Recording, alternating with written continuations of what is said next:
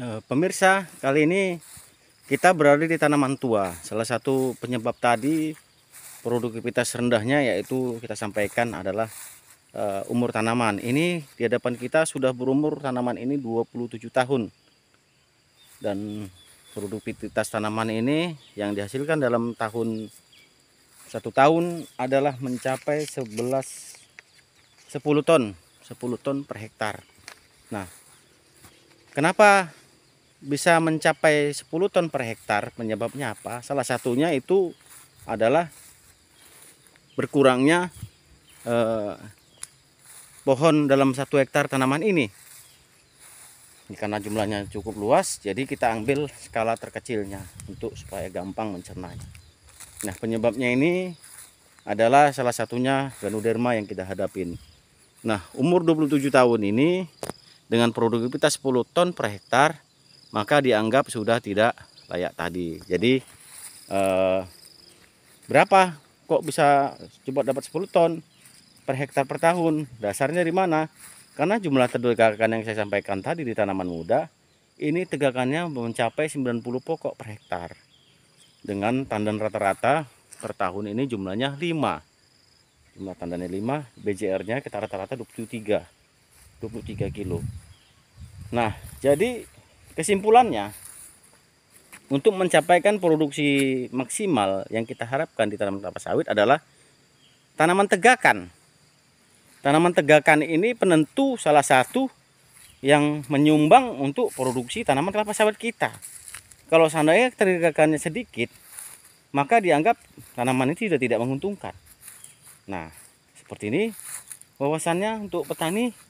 Kalau produktivitasnya rendah, yang biasa yang dihasilkan tinggi, tambah lama kok setiap tahun makin rendah.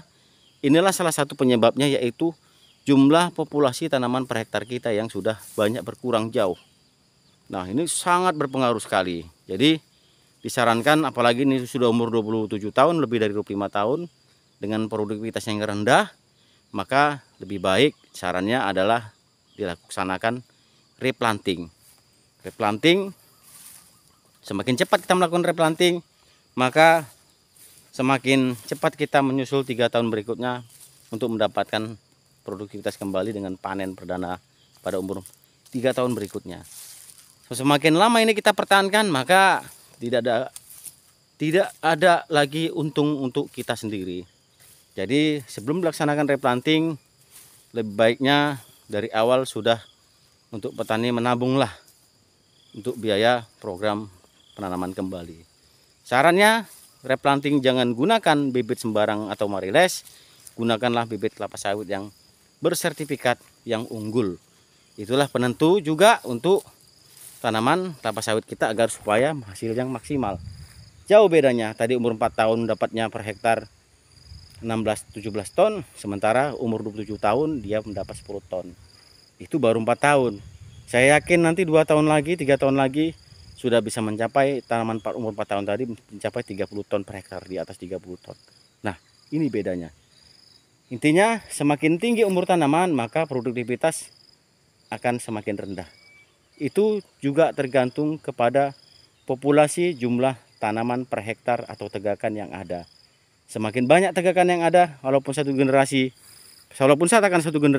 masih umur 25 tahun ke atas, katakan dia masih perubahan dari hutan ataupun dari karet ke sawit ataupun dari hutan yang tanaman petani yang ada, tapi produktivitasnya masih tinggi. Coba perhatikan, pasti salah satu pendukungnya tanaman tegakannya masih jumlahnya banyak.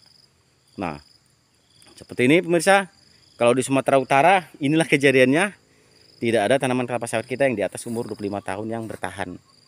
Kalau bertahan ya berarti tidak ada serangan Ganoderma. Tapi umumnya tantangan yang ada di Sumatera Utara ini adalah Ganoderma yang menjadi tantangan. Maka setelah terjadi seperti ini, maka kita secepatnya akan melakukan tindakan untuk penanganan ke depan program replanting. Demikian pemirsa, pemaparan dari saya mengenai apa sih penentu produktivitas tanaman kelapa sawit, yaitu jawabannya umur tanaman, dan yang kedua intinya yaitu jumlah tegakan yang harus kita pertahankan agar jumlah tegakan tanaman kelapa sawit yang dipertahankan agar bisa menyumbang terus produktivitas tanaman kelapa sawit kita. Demikian saja pemaparan dari saya mengenai produktivitas tanaman kelapa sawit yang harus betul-betul kita pahamin. Terima kasih.